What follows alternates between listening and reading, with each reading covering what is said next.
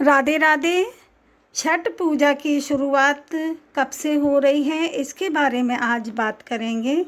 छठ पूजा की शुरुआत कार्तिक मास के शुक्ल पक्ष की चतुर्थी तिथि से होती है और इसका समापन सप्तमी तिथि पर होता है।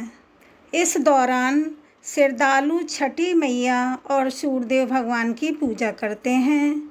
इस साल छठ पूजा का पर्व 25 अक्टूबर 2025 से शुरू होकर 28 अक्टूबर 2025 को समाप्त होगा।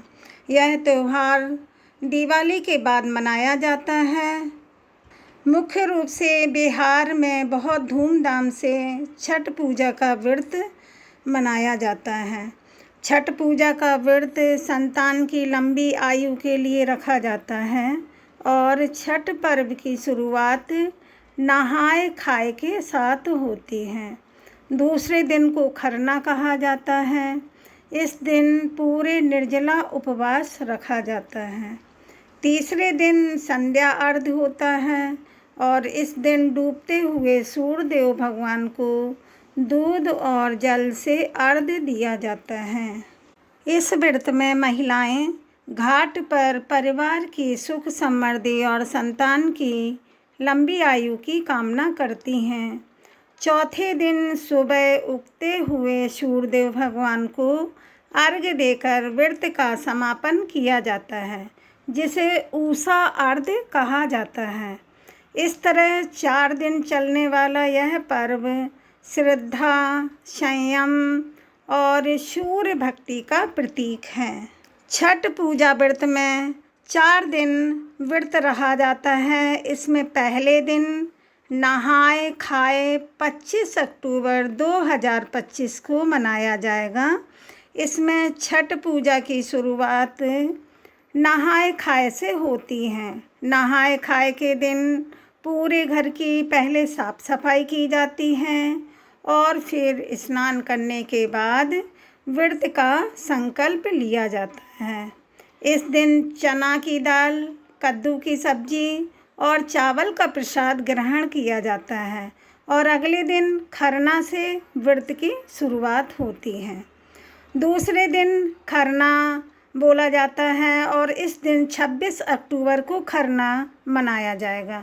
दूसरे दिन को लोहंडा या खरना बोलते हैं और इस दिन महिलाएं पूरे दिन व्रत रखती हैं और शाम को मिट्टी के चूल्हे पर गुड़ वाली खीर का प्रसाद बनाती हैं और फिर सूर्यदेव भगवान की पूजा करने के बाद यह प्रसाद ग्रहण कर लिया जाता है। इसके बाद व्रत का पारण छठ के समापन के बाद ही किया जाता है। तीसरे दिन संध्या अर्घ्य 27 अक्टूबर को मनाया जाएगा। इस दिन सूर्यदेव भगवान की पूजा होती है और डूबते हुए सूर्यदेव भगवान को जल और दूध से अर्घ्य दिया जाता है। इस दिन ठेकुआ, मौसमी फल और अन्न प्रसाद सूर्यदेव भगवान को चढ़ाए जाते हैं। यह दिन बहुत ही विशेष माना जाता है।